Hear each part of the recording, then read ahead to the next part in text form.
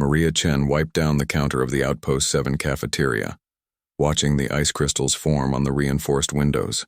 The blizzard had been raging for 16 hours now, and the howling winds of Arcturus Prime showed no signs of stopping. She was the only person in the dining hall.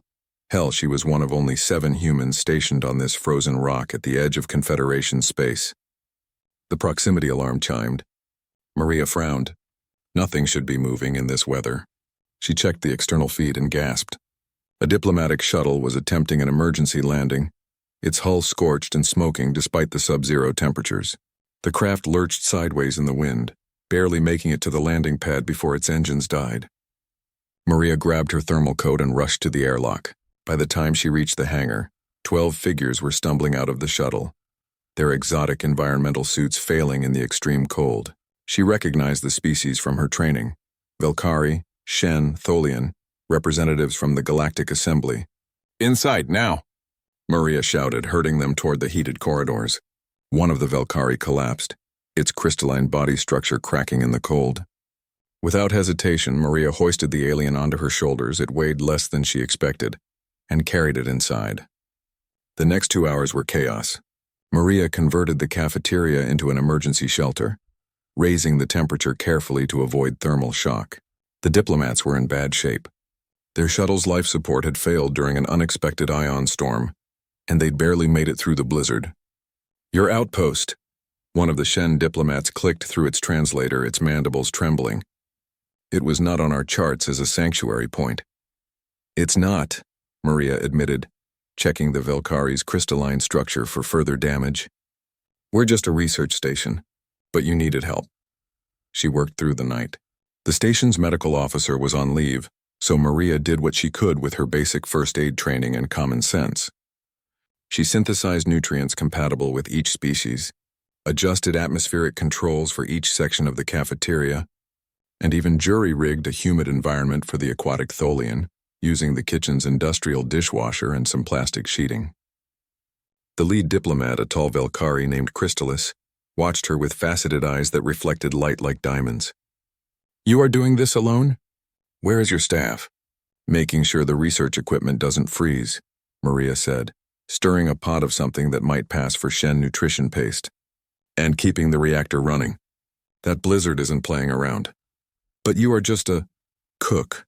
"Yeah," Maria smiled tiredly. "Someone's got to feed people. Might as well be me." She told them stories while they recovered, about Earth, about her grandmother's restaurant in Sao Paulo, about why she'd come to this frozen hellhole at the edge of nowhere. The diplomats listened, their fear gradually replaced by curiosity. "Your species is strange," Crystallis observed. "You risk yourself for those you do not know." "This is not efficient," Maria laughed. "Efficiency's overrated. You help because it's right, that's all." By morning, the blizzard had passed. Maria was serving what she generously called breakfast, a fusion of Earth coffee and alien stimulants, when the sensors went haywire. The station commander burst into the cafeteria, his face pale. "Chen, we have a situation. You need to see this." Through the windows, the sky was filled with ships. Not dozens, hundreds. Sleek Velkari crystal ships, massive Shen biocraft, Tholian sphere vessels, and representatives from dozens of other Confederation species. They surrounded Outpost 7 in a formation that looked distinctly military. Maria's heart sank. Had she started an interstellar incident? The communication screen flickered to life, showing what appeared to be a fleet admiral of the Velkari Concordat. But instead of anger, the being's crystalline face showed something that might have been respect. "Human Maria Chen," the admiral's voice resonated through the translator. "The Galactic Assembly has been informed that you provided sanctuary to 12 of our diplomats during a Class 5 environmental emergency.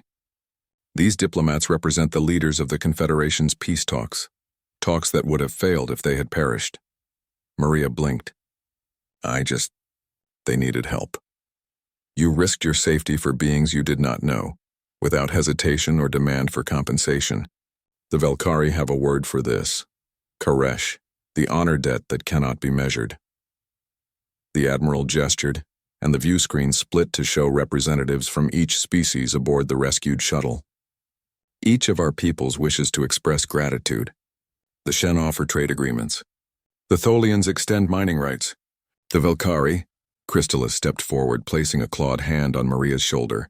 The Velkari proposed something different. This outpost, it is small, yes? Limited? Maria nodded cautiously. We would expand it. Make it a true sanctuary. A neutral ground where all species might find shelter, no questions asked. A place that embodies what we, in our centuries of civilization, sometimes forget. That compassion requires no treaty, no negotiation. Just action, Crystalis' eyes glimmered. If you would consent to manage it, of course. Someone must feed those who seek shelter. Through the window, 300 starships hung in formation. Not a threat, but an honor guard. Maria thought of her grandmother, who'd fed refugees during Earth's resource wars, asking nothing in return. On one condition, Maria said finally. The coffee stays terrible. Keeps people humble. The Velkari's laughter sounded like wind chimes. Within the year, Outpost 7 became Haven Station, the first truly neutral ground in Confederation space. And at its heart, a small cafeteria where a human cook served meals to anyone who needed them, regardless of species, politics, or ability to pay. Because that's what humans did. They helped, not because it was efficient or profitable, but because someone needed help. And sometimes that was enough to change the galaxy.